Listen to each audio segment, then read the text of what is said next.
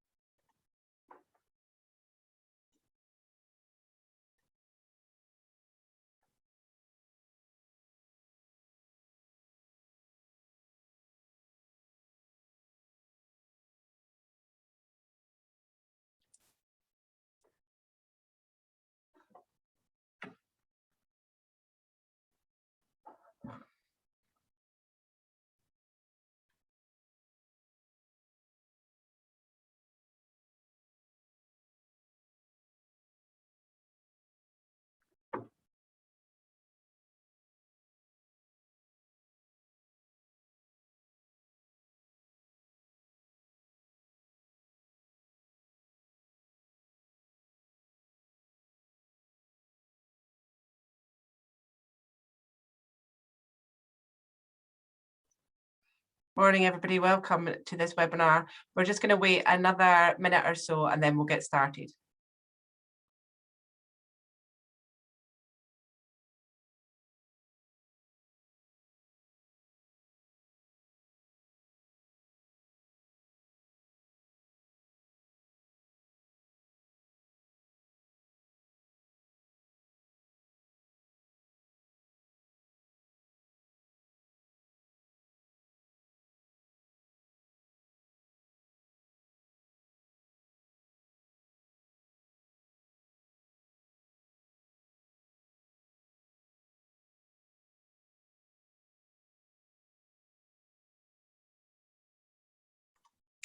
Okay, it looks like most people have arrived now. Good morning, everybody, and welcome to Measuring the Economic Impact of Charities, the latest SCVO webinar. My name is Susan Smith, and I'm SCVO's Campaigns Manager. And this morning we have Mary Spowage, who is Director of the Fraser of Allender Institute at the University of Strathclyde Business School, and Angela Howarth, who is Business Excellence Frameworks Manager at the Wheatley Group, which is a major housing association in Glasgow. I'm really excited about this event because recently within SCVO, we've been thinking about how we can articulate the full impact of the Scottish voluntary sector and look beyond the social impact a little bit to the wider economic impact. And luckily for us, there's been work going on from people like the Fraser of Allender Institute to do just that.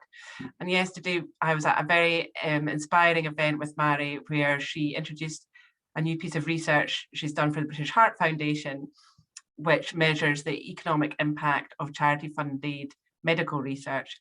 And what was just absolutely fascinating about that was to think about that journey from public fundraising and charity retail all the way through scientific research to the wider economic impact on society and the jobs and the buying power that all of that creates.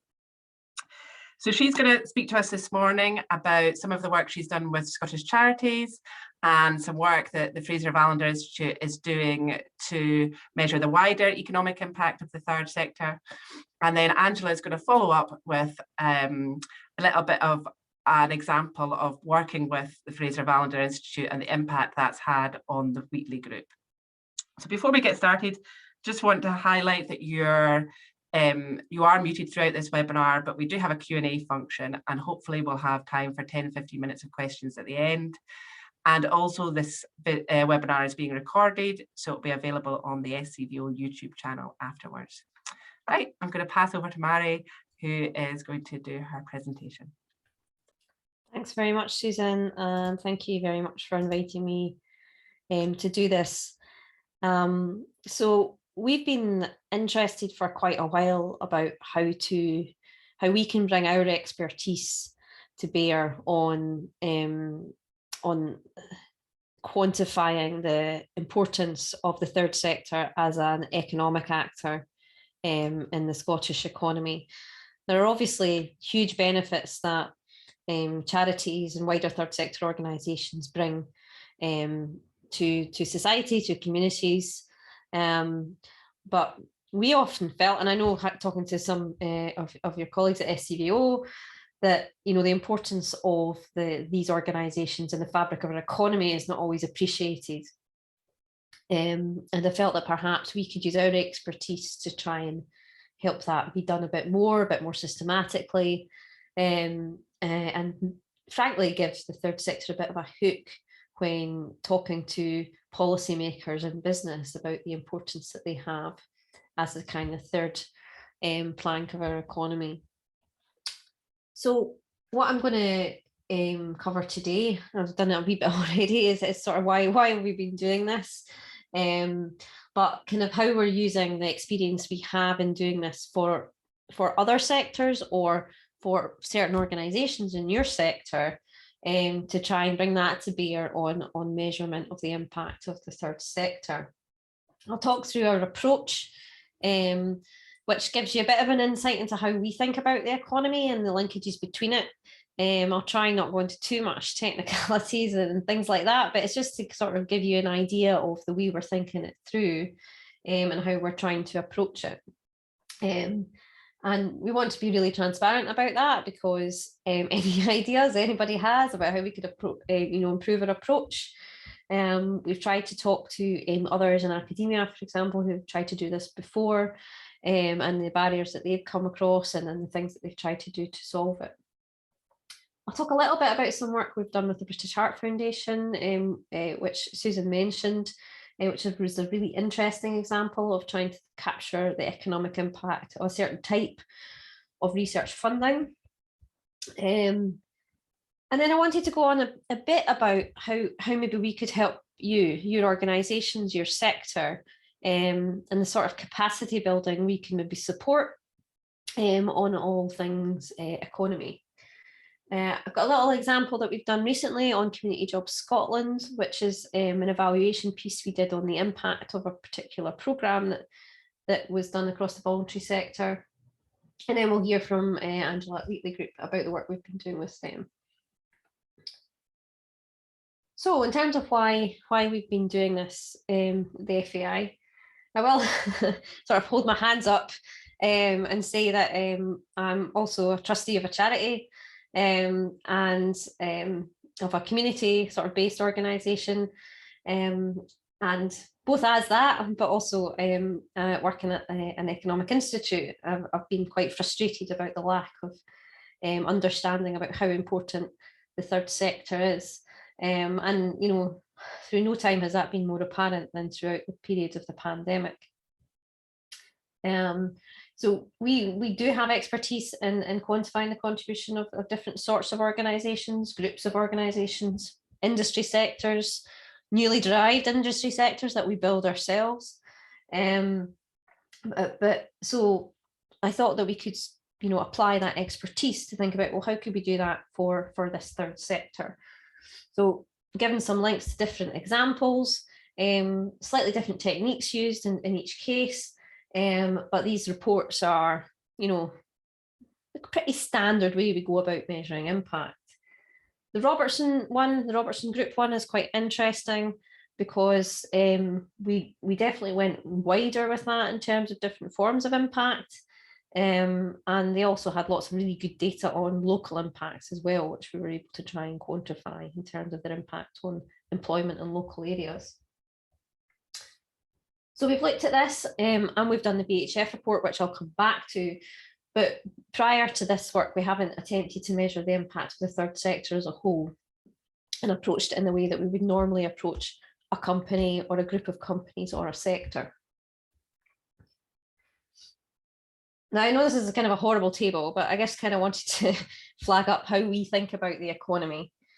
We look at it in sort of two sections.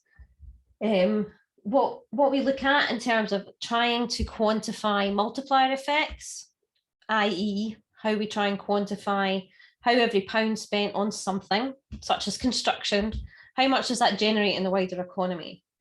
And what we use are these sorts of tables, which show the relationship between different industries and products.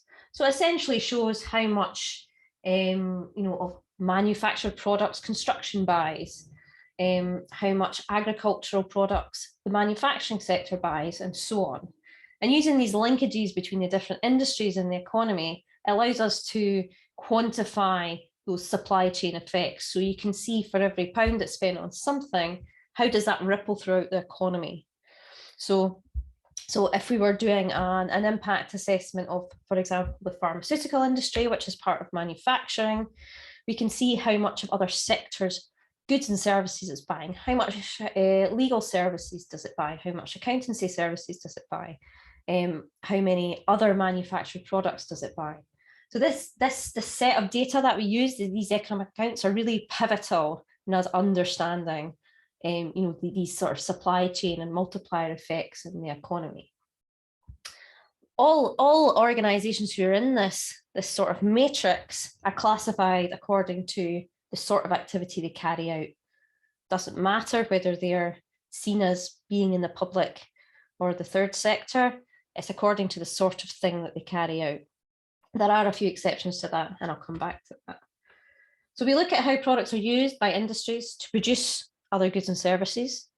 But obviously, there are also a set of goods and services that are produced, which are then consumed by the final consumer. They're not necessarily used by another industry.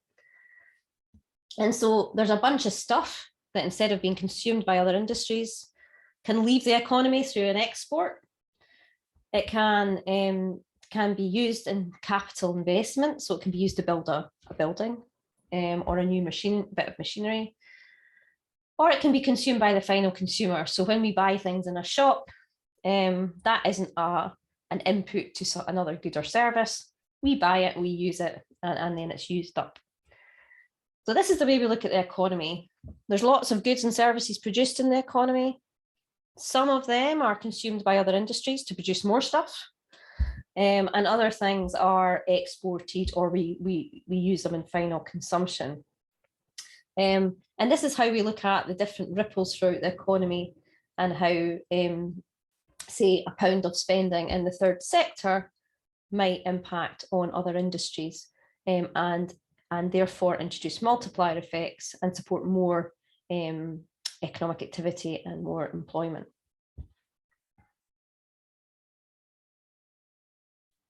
So having said that, how does the third sector fit into this?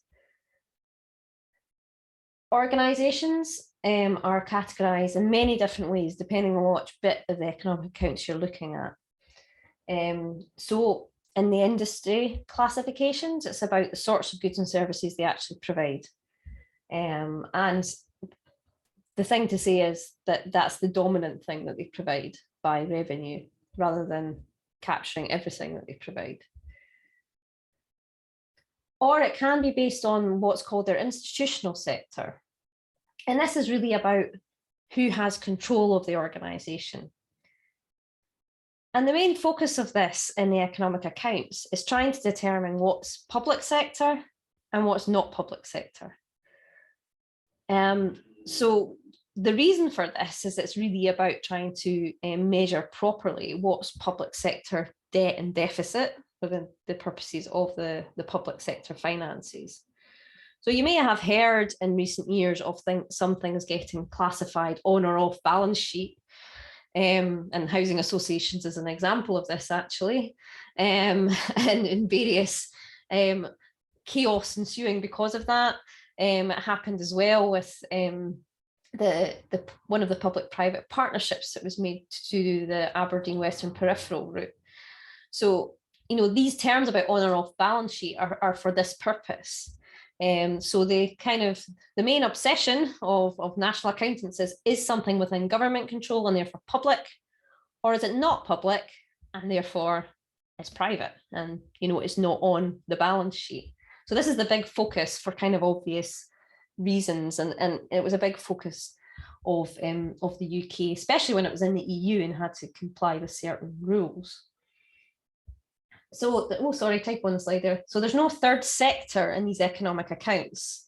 There's no agreement on what the definition of a third sector would be. But I'll come back to the next thing to think about with this. So in practice, organisations which are likely to think of themselves as third sector will be categorised economically in one of two ways. So they might be put into a special category, which is kind of like government. So government is treated as a form of consumption because they basically provide services for either nothing or at very low cost to households. We fund that through our taxation, of course, but that they're kind of treated separately and specially. And some third sector organisations are treated similarly, and they're put into a special sector called non-profit institutions serving households. But if they're not in non-profit institutions serving households, then third sector organisations are likely to be spread throughout the industries, just based on the sort of goods or service that are being provided. So how is it decided whether you're in the special category or whether you're spread throughout the industries, just like any corporation would be? And the real focus in this is whether you have more than 50% of your income from trading income or not. So it's called what's known as the market test. And if an organisation has more than 50% of its income from donations and legacies rather than from trading income, then it's put into this category of not providing services at economically significant prices. As you can probably see, a huge number of third sector organisations would not fit into this category and have a lot of trading income. BHF and its retail, even the small charity I run through, letting out rooms and things like that. A huge amount of income comes from trading income. So you can see that in the economic accounts that probably a huge majority of third sector organisations probably wouldn't fit into that category of not providing services at economically significant prices. And certainly, for example, housing associations are in organisations that provide housing services. They're not in this non-profit area because they provide housing services. They charge for those, but it doesn't mean they don't have wider aims. It doesn't mean they're not a charity, and it doesn't mean they're not in the third sector. So you can see a lot of organisations will come out of this special category and actually be in just the wider economy in terms of the economic accounts. There are some things that are just included as a matter of course, and the most controversial is probably higher education institutions, so universities. These are included sort of by convention, and particularly in England, obviously, this has been looked at quite carefully because it could be argued about whether they are non-profit institutions anymore, given the amount that they're charging students to attend. So this is a kind of live classifications controversy, if you're into that sort of thing, and it is going to continue to be discussed, I think. But it does mean that higher education institutions essentially dominate this category of organisations because they're just so big compared to everything else. So if you're not in this special sector, then you'll be in the sector that best defines what you do. So this is your dominant activity based on retail. And what we find is a lot of large charities can be in retail because they have a number of retail shops that they sell to raise money. So that can be quite common. So the challenge for us when we're trying to think about how to build a kind of a charity or third sector industry, if you like, or sector in the economy, is how much of each industry could be reasonably described to be belonging to the third sector.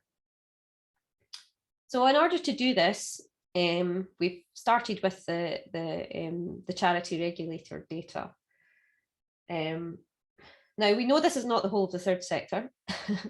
We know that there are many organisations who would consider themselves part of the third sector who are not classified as charities, such as social enterprises, some of whom are charities and some of whom are not. But it was a place to start. And I'd be more than happy to discuss with anyone other sources of information that we could use that would provide similar information than we get off the OSCR register.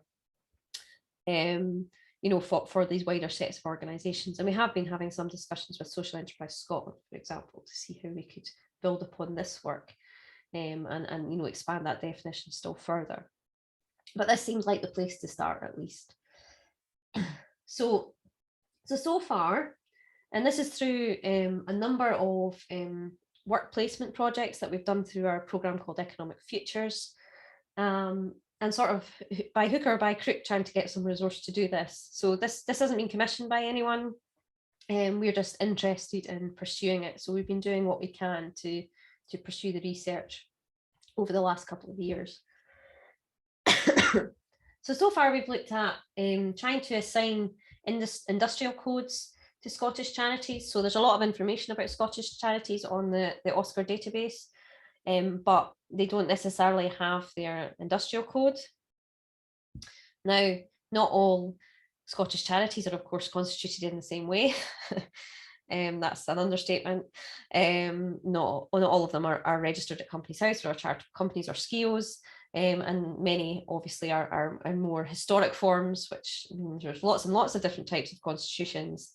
But what we've done is we've done our best to try and assign sensible industrial codes. So housing associations are in housing services, charities related to healthcare provision are put into health, and so on and so on. So we've tried to do something sensible. We didn't go through every single charity because it's quite a manual process, although we're in discussions with some academics that have done this in the past who've got more of an algorithm approach. But we covered 90% of spend in the database to sort of get a reasonable coverage of linking it to industry. But we also wanted to understand this market test idea to see, according to the OSCAR data, how many charities would be put into this special category of non-profit institutions, and how many would go into the broader industrial sectors. So to understand that kind of split according to this charity data.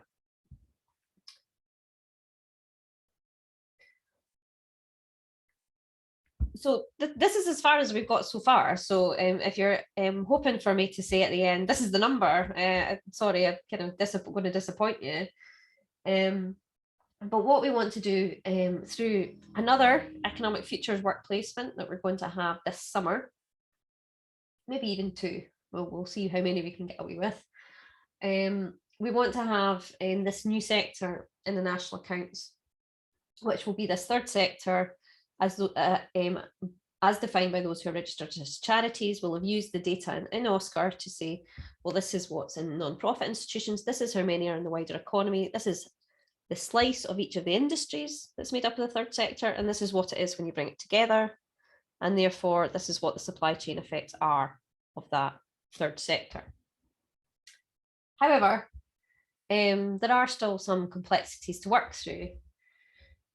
There are some challenges of applying what the standard techniques we would normally use to understand supply chain effects to the third sector. Normally, when we're looking at the kind of impacts on supply chains and wages in the economy, and we use industrial sector average purchasing patterns. So we assume that a retailer broadly will purchase the same sorts of things as other retailers do, or as the average retailer would do. And obviously that's not the case for charitable retailers. They will not purchase the same amount of input goods as a normal retailer, because a lot of their goods they're not purchasing. They're given in donations.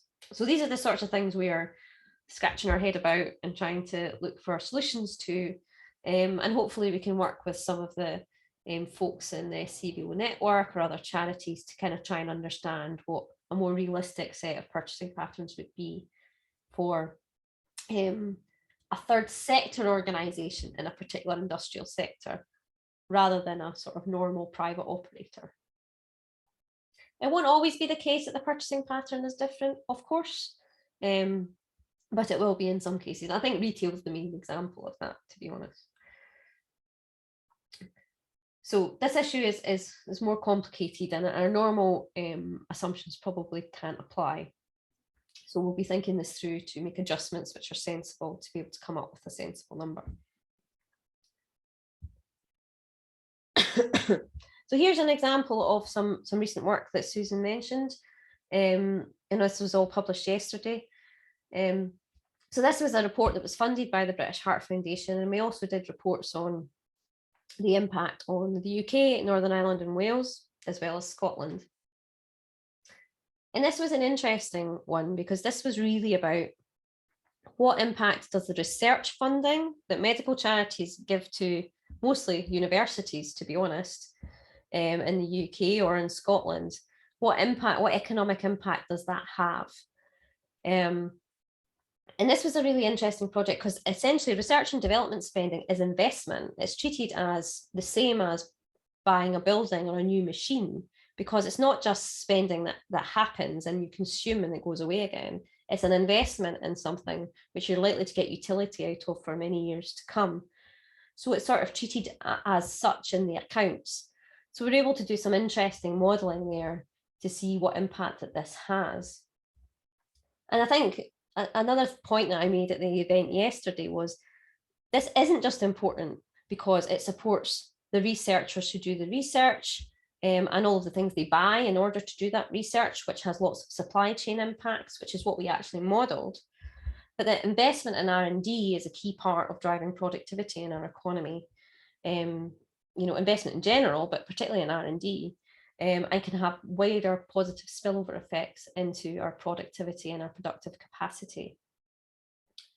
So that was quite an interesting project, and what we found was that this spending supports in the wider economy 7,500 jobs in Scotland. So it's not only important because it develops new treatments, obviously, and again, that's a very important thing over the last couple of years, but also because it's a really important economic contributor. And particularly in this case, it's a big part of us ensuring that we invest in our kind of knowledge economy and our world-class universities.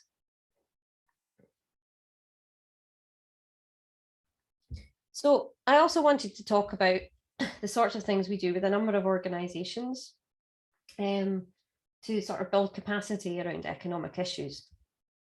And this ranges across a number of different areas. And I'll go into the last two of these in depth, and they link on nicely to what Angela's going to talk about and the sort of work that we do with her team at Wheatley. So we do quite a lot of work with organisations to help them understand the economic context and where their organisation fits in with that. So what are the characteristics of the Scottish economy? What's the wider economic context and conditions at the moment? What's the situation with devolution, particularly fiscal devolution, and the roles of different levels of government, and how is that relevant to our organisation? Some people like us to go into the economics of independence, certainly ramping up again, and is very different perhaps to the discussion that we were having, goodness me, 8 years ago, but that sort of thing, wider thinking about the political context and how economics is relevant to that. And also what the strategic economic context is, both in Scotland and the UK, which is changing all the time, of course, but we saw the new economic strategy published by the Scottish Government last week, and the main thrust on economic policy at the moment at the UK level is obviously the levelling up agenda. We also offer different courses on things like economic appraisal and thinking about through business cases and these sorts of things. But the ones I wanted to focus on was about how much demand there might be and how perhaps we could help you think about measuring the impacts of your interventions or services. And I suppose slightly more narrowly than that, about how you can quantify your economic contribution.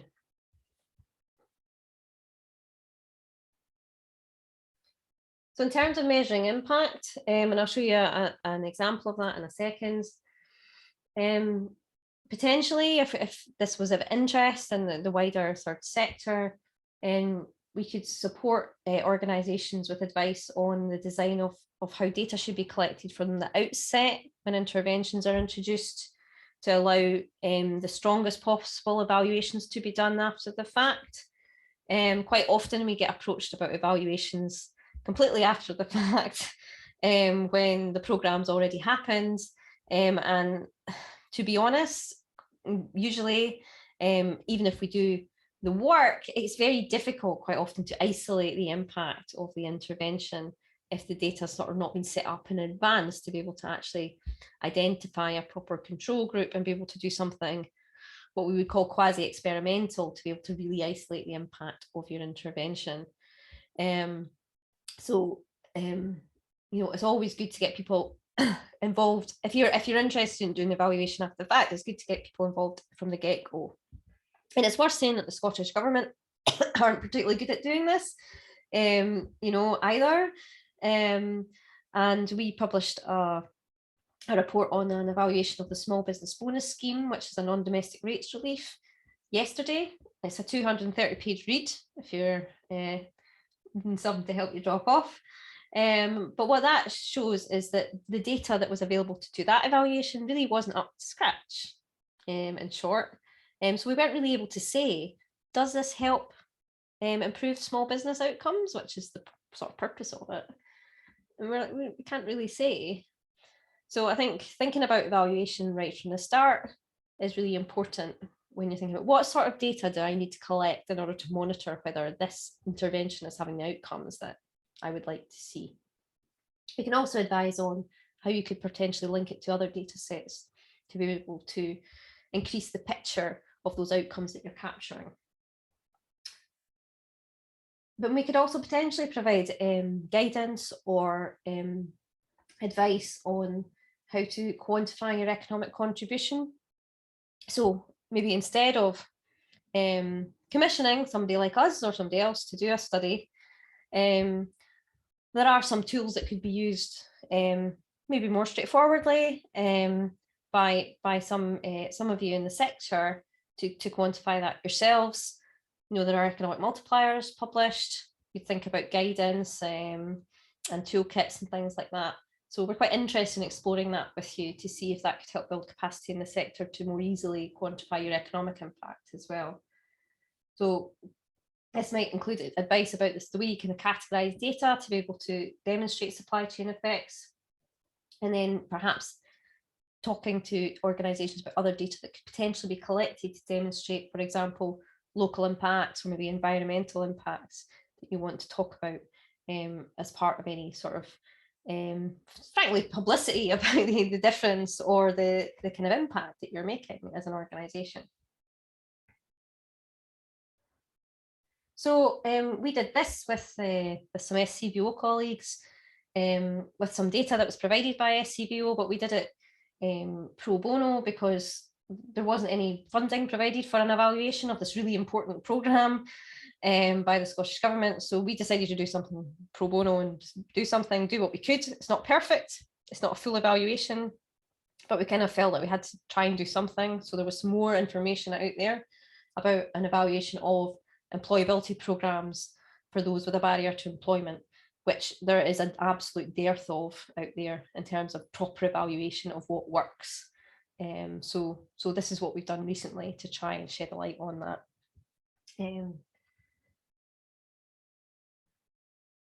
And then just before I hand over to Angela to talk about our work with Wheatley, this is what it all started out with, Angela, back in the day. I think this was commissioned in 2018 or something like that. Yeah, because it was published in early 2019. So this was a sort of economic contribution, more traditional economic contribution report that we did with GHA or Wheatley as it became when we were working with them. And then it went on to much broader set of work that we're doing now with Wheatley. So I'm just going to stop sharing and hand over to Angela to talk about our work with them. Okay, thanks very much for that, Mary. So I thought I would start with just a little bit about the Wheatley Group, who we are and what we do. interesting to hear Mary's discussion there about categorisation of sectors. I think it's probably safe to say that we've got a foot in all the camps, in all the different sectors. So as a group, we are Scotland's largest housing, care and property management organisation.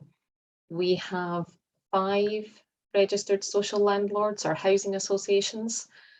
So from Glasgow Housing Association, which is the one that Mary mentioned there, which was the organisation that started the group when Glasgow Housing Association came together with one of our other RSLs, Cube at the time.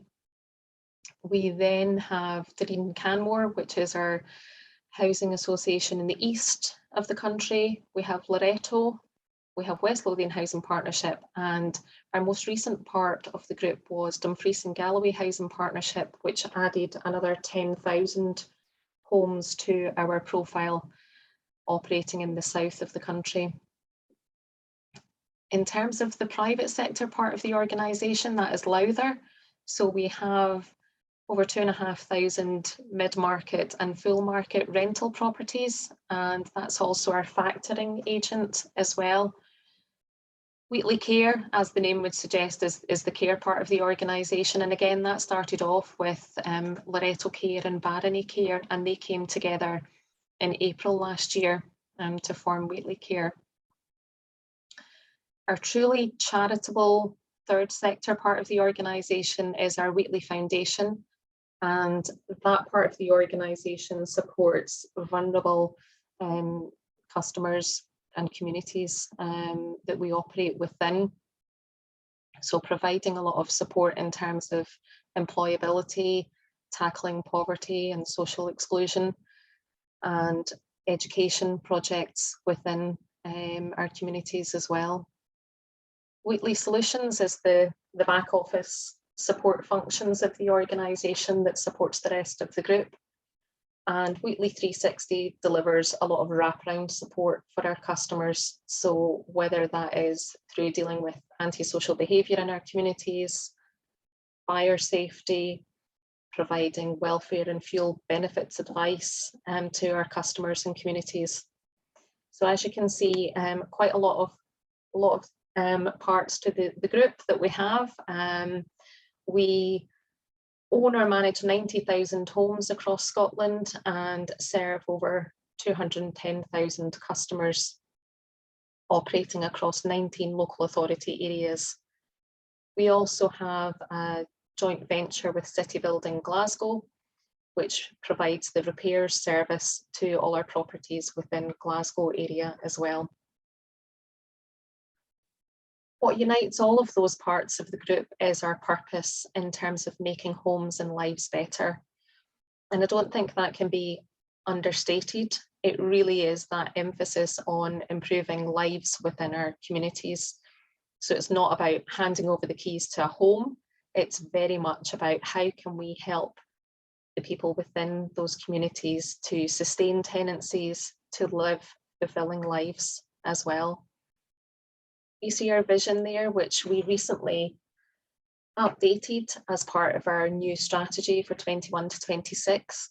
And a big emphasis on that was really about putting customers in control, giving them more choice in terms of the services that we offer, and making sure that the customer's never in the wrong place. We provide the service to the customer at the point that they would like to receive that service.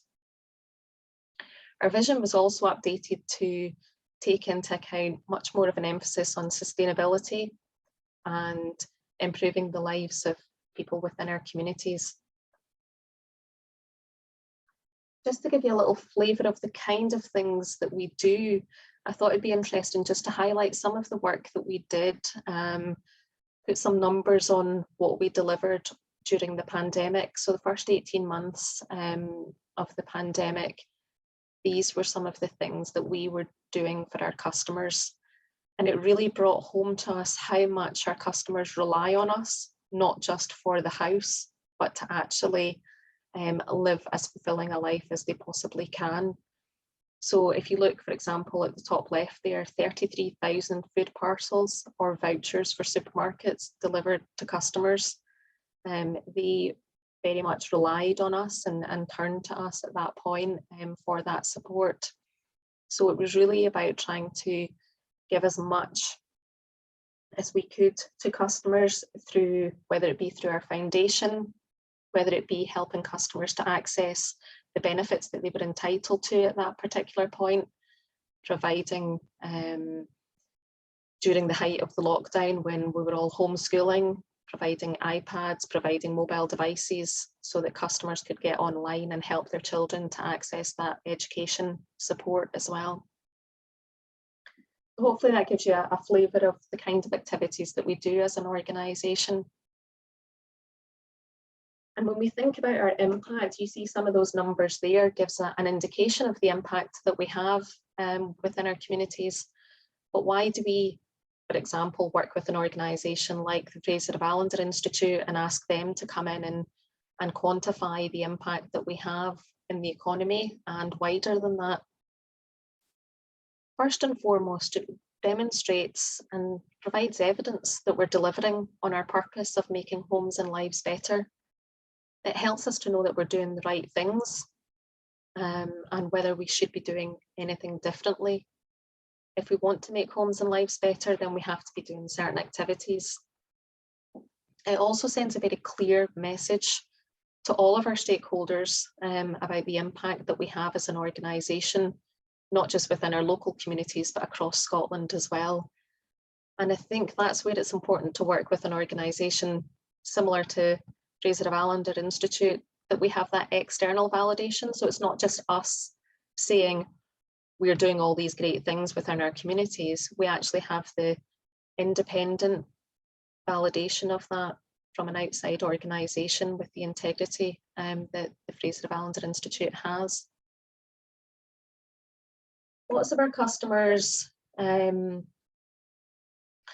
benefit from the fact that we have this impact. So if we think about our Lowther part of the organisation, which is the private rented sector, if they have a choice of coming to us to rent a flat or going to another private sector organisation, the fact that our organisation reinvests any profits into our weekly foundation to support our communities, we're an ethical organisation, that then helps them to make that choice about what organisation they want to transact with and to become a customer of.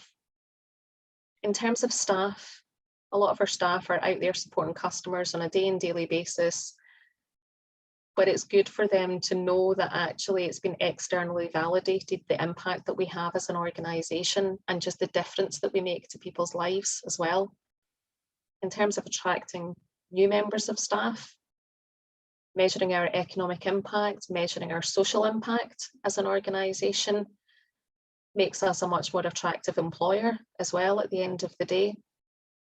And if we think about other stakeholders, whether that be Scottish Housing Regulator, whether that be investors or funders, it's important that we can demonstrate our impact to them as an organisation, because without them, we cannot deliver the services to our customers. So we have a massive new build housing programme. For the last 6 years, 4 of the last 6 years, we've been the largest builder of social housing in the UK. We cannot do that without generating additional funding, without seeking that finance from other organisations and institutions. Measuring our impact very much gives us weight behind these applications for that funding and allows us to deliver those houses. It allows us to attract funding for the Wheatley Foundation to provide the support to vulnerable customers in our communities as well. So there's a definite bottom line impact of measuring these things. And that all goes to really solidify our reputation as an excellent organisation, which in turn allows us to influence within the sector. So when we're looking at attracting funding, when we're speaking with Scottish Government about the impact of our care services, our housing, when we're looking at our impact on homeless customers across Scotland as well, by having a solid evidence base behind us in terms of the impact that we bring to Scotland's economy and to our communities at large, then our voice is much larger in those particular negotiations. Looking forward to our strategy, our new 5-year strategy that was launched last year, we have not just a focus on the economic impact, but we're also looking at our impact on the environment and how we can help to mitigate climate change. We're looking at reducing poverty and improving well-being within our communities, and also how we strengthen communities in terms of social inclusion, in terms of digital inclusion, for example. And these areas are ones that we're working with Fraser Valander Institute to measure. So we've come up with dashboards of different performance measures for our well-being, for social capital, and in terms of sustainability, we have a clean and green dashboard where we will, over the life of the strategy, measure at regular intervals the impact that the strategy is having. So as Mary had mentioned, it's one thing to measure at the very end of a process or a strategy or a project, but actually we're starting this work at day one of the strategy to make sure that we have the measurements in place and that by the end of the 2026 strategy period, we will have a very clear idea of the impact that that has made within our own communities and across Scotland as a whole. So we look forward to continuing that work with the Institute and to be able to demonstrate that impact as well. Hopefully I kept the time there. Mary, I don't know if we want to take questions now. Yeah, thank you very much, Mary and Angela, and you both kept your time absolutely perfectly. Well done. That is unheard of.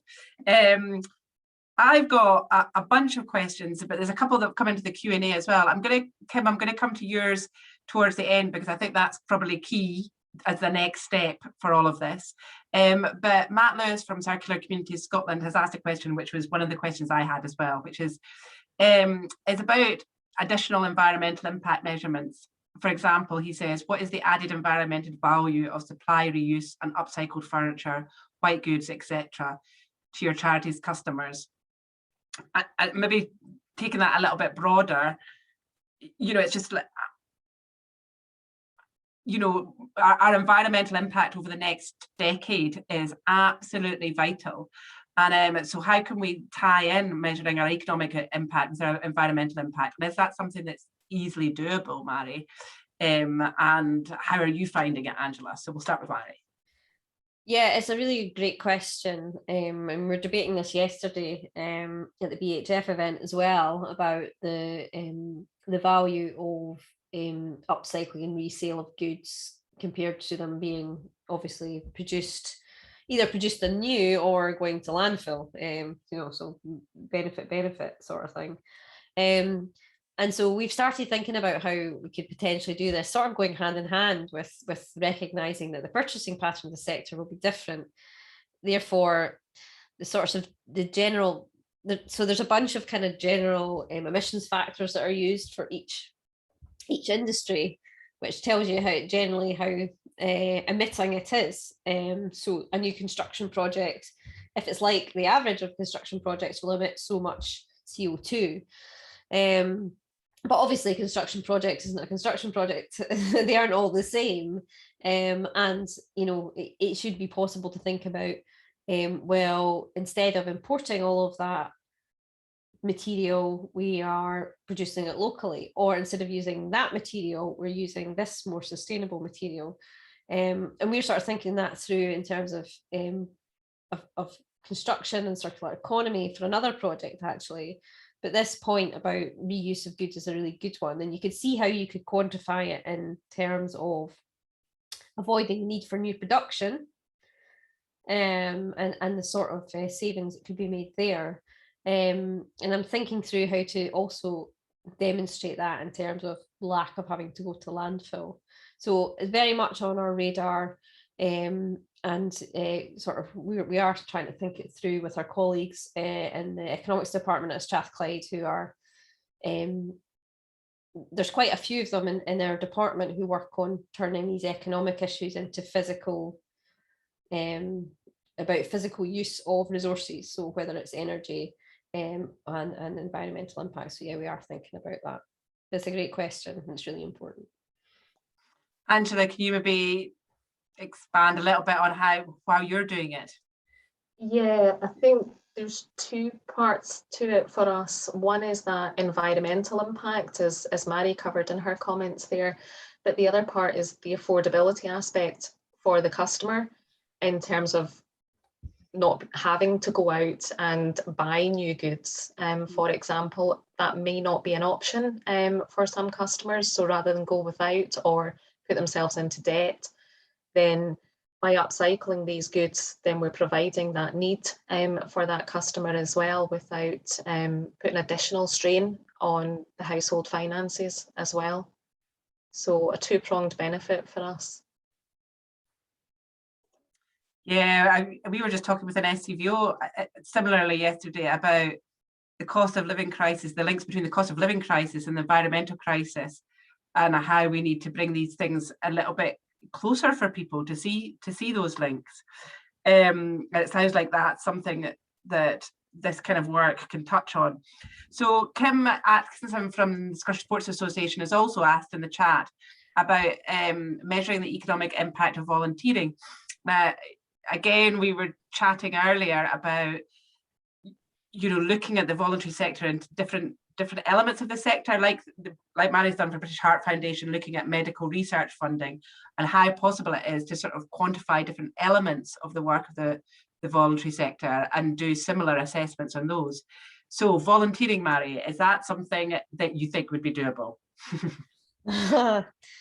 Yeah, I mean, it is more difficult, but there are things that can be done, and we've done things. It's not quite the same as this, but about things like the value of unpaid care and other things. So it's a form, obviously, of volunteering, generally for your own family members, but trying to capture the value of these sorts of contributions through time use surveys is possible to try and quantify it. And ONS have done quite a lot of work in this space as well.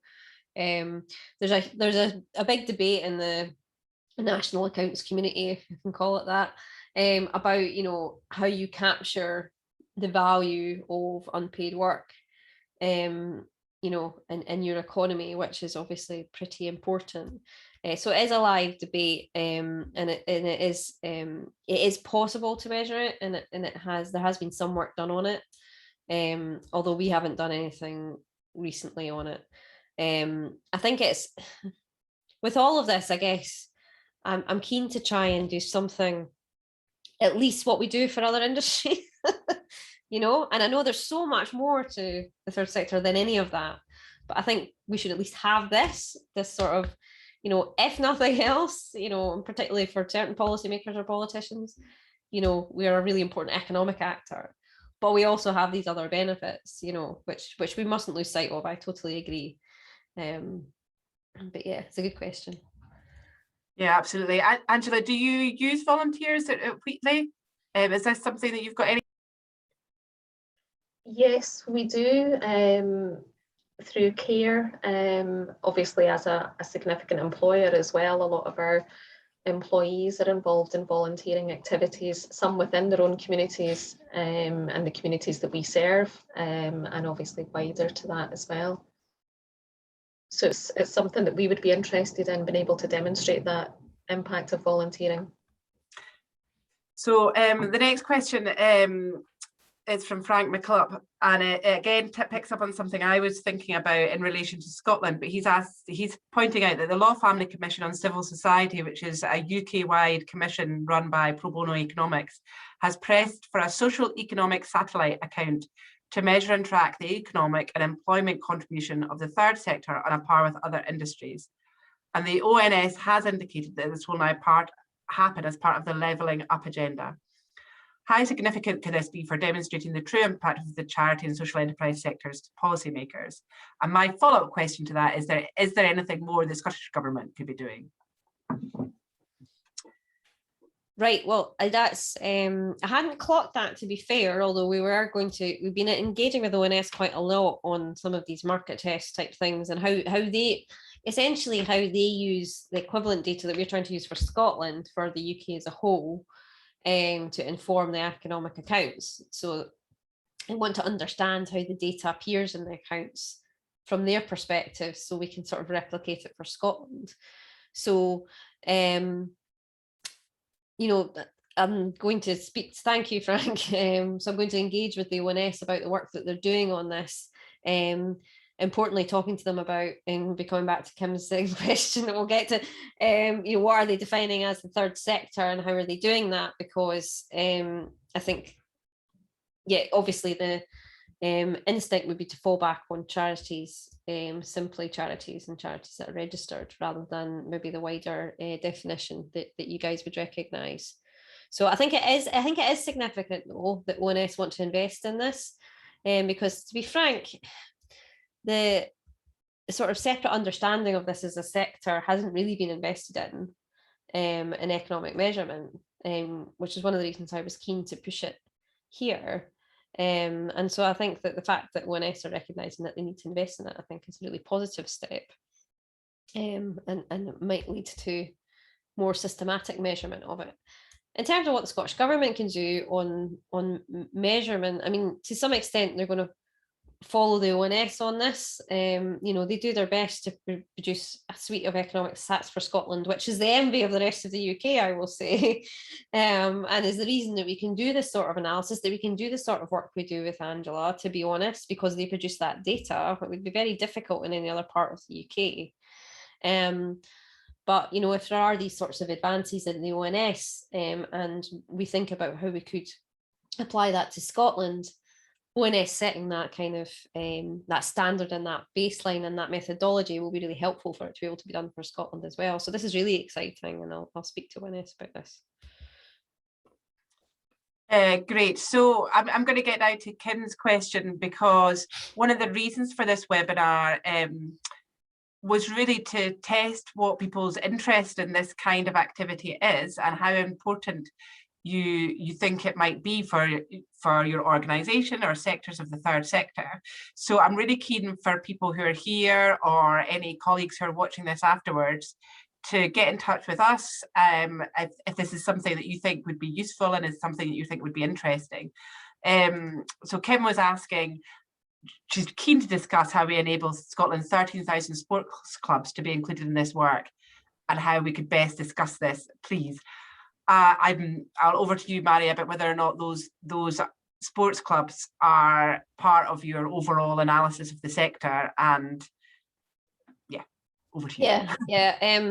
Well, I'm presuming, Kim, but you've just sent me a thing on LinkedIn, and we can maybe have a chat afterwards about this. But I'm presuming you're referring to organisations that are registered as casks rather than as charities, and I'm just not aware. There's obviously a register of those sorts of organisations, but it doesn't have the sort of information that we have on charities through the Oscar register. So really the question is, what data exists on those in terms of, how much money they spend, what they spend money on, how much income they have from tradable activities.